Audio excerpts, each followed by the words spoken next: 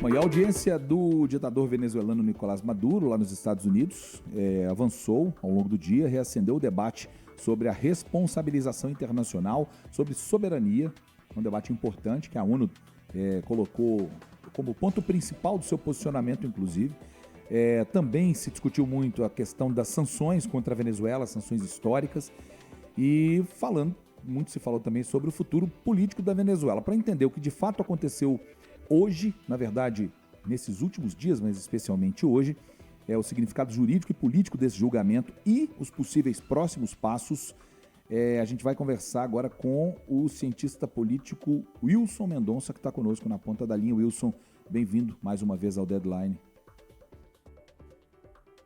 Boa tarde, pessoal. Um prazer estar aqui com vocês. Boa tarde, prazer é todo nosso. Wilson, para quem acompanhou o noticiário aí de forma mais fragmentada, o que exatamente aconteceu hoje na audiência de Nicolás Maduro nos Estados Unidos? Eles foram ouvidos, tiveram direito à ampla defesa? Eu queria que você fizesse uma análise geral aí desse depoimento. Bom, nada mais do que esperado, é algo extremamente protocolar. Maduro se declara como um estadista que está sendo julgado de certa maneira com uma ilegalidade, se declara inocente na acusação que lhe é feita.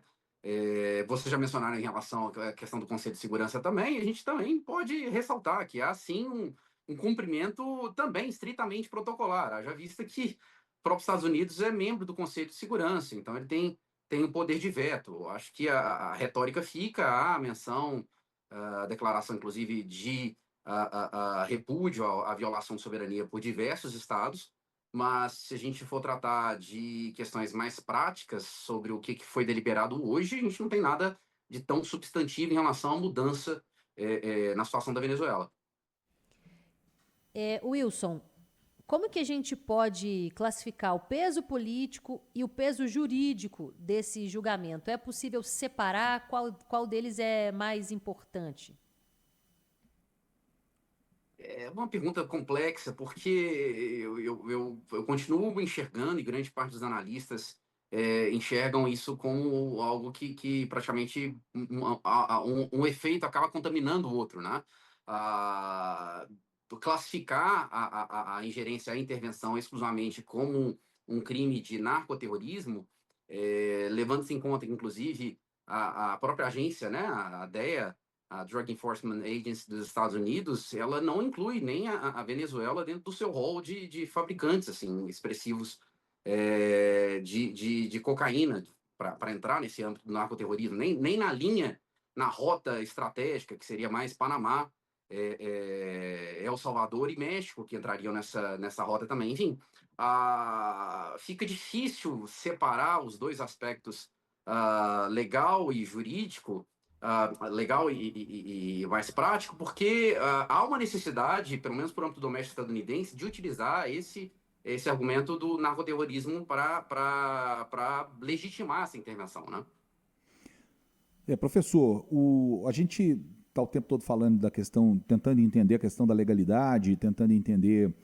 os limites, né? Hoje o presidente Donald Trump falou que Maduro é foragido da justiça, mas não existe um julgamento, né, ainda, ele não foi julgado e condenado. Essas declarações que são dadas o tempo todo, falou do presidente da Colômbia, que é um doente, que gosta de fabricar cocaína, são declarações dadas sem apresentar nenhum tipo de prova ou de comprovação, independente de quem está nos ouvindo se acha que é verdade ou que é mentira. Nós não estamos falando de verdade ou mentira, nós estamos falando de legalidade. Essas declarações, elas podem resultar em algum tipo de sanção internacional aos Estados Unidos? Bom, eu preciso ser muito franco. Numa entrevista que eu dei para vocês em algum órgão da equipe de vocês no sábado, eu recebi muitas críticas em relação à própria menção minha também crítica sobre a violação de soberania perpetrada pelos Estados Unidos, né? Mencionei a questão da própria, o desrespeito à Carta da ONU, enfim. E grande parte das críticas vieram de parte da opinião pública brasileira, que consideram que essas críticas elas contrariam a liberdade que foi praticamente oferecida, imposta para a população venezuelana. E eu acho que essa sua pergunta está muito relacionada a essa questão do discurso, né? Porque o discurso ele vai continuar sendo uma política extremamente estratégica por parte de Donald Trump. Ele já tem utilizado isso agora com a possível anexação da Groenlândia. Já mencionou também uma questão em relação à Colômbia de maneira mais contundente, Cuba e México, que há pouco tempo já estava sendo um parceiro estratégico no combate às drogas, mas agora já entrou no hall, no radar aí de ameaças dos Estados Unidos. Então, o que tem que ficar muito claro é Maduro, um estadista opressor, que simplesmente se utiliza aí de um estamento chavista de mais de 20 anos de desenvolvimento desse estamento, ele foi simplesmente subtraído do seu Estado, mas nada nos deixa claro que os próximos passos serão de abertura, de liberdade ou de qualquer coisa relacionada a isso. Já vista que vocês mesmos já mencionaram, que a própria vice-presidente, que é uma chavista do núcleo duro, e todos os outros líderes, tanto ministros de interior e ministro da defesa, todos eles estão da parte do núcleo mais duro do chavismo. Então, isso ajuda um lado a defender uma posição de que nós estamos fazendo isso simplesmente por causa do narcoterrorismo, mas, obviamente, esse é um interesse pragmático em relação ao acesso do petróleo por parte dos Estados Unidos.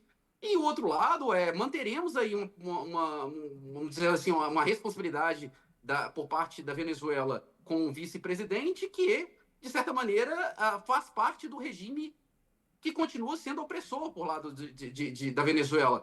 Então, a gente fica jogando com essa retórica, com essa fantasia, e a gente continua acreditando que a legalidade está respaldando algo nesse sentido. Tanto no âmbito doméstico estadunidense, utilizando o narcoterrorismo, e no âmbito internacional a gente continua discutindo sobre questões de respeito à soberania, não ingerência em estados. Então, é um momento extremamente, eu diria, frustrante quanto à diplomacia internacional, porque simplesmente a gente está assistindo de maneira embasbacada tudo que está sendo desdobrado por parte dos Estados Unidos e de outros estados também. Isso dá, e se vocês me permitem, uma certa legitimidade para a Rússia continuar fazendo o que ela está fazendo na Ucrânia. Ou, por que não, a China, daqui a um tempo, se sentir no direito também de anexar Taiwan. Né? Então, eu diria que é um momento extremamente obscuro, e eu fiz questão de ressaltar isso para não dizer que não cabe aqui de estar de um lado ou de outro lado. Né? Eu acho que a gente tem que estar do lado da legitimidade, né? Do lado da legalidade. E nesse aspecto, houve uma violação de soberania, mesmo sendo um estadista, um ditador que tenha sido subtraído. Manteve-se o estamento de opressão dentro do Estado. Ou seja, a população venezuelana continuará sendo oprimida, pelo menos por agora, né? Então esse é um ponto que eu acho relevante a gente mencionar. Muito bem, professor Wilson Mendonça, cientista político. É exatamente isso, professor. A gente se digladia para poder descobrir o que está do ponto de vista da informação, né? O que é correto e não é correto a gente divulgar, e tem que ficar lutando contra narrativas também que as pessoas acham que a gente deveria noticiar. Mas, mais uma vez, muito obrigado pela participação conosco aqui no nosso Deadline, principalmente pela coragem de fazer essa avaliação técnica, né, sobre essas questões nesse momento tão agudo aí da história da humanidade. Obrigado, professor.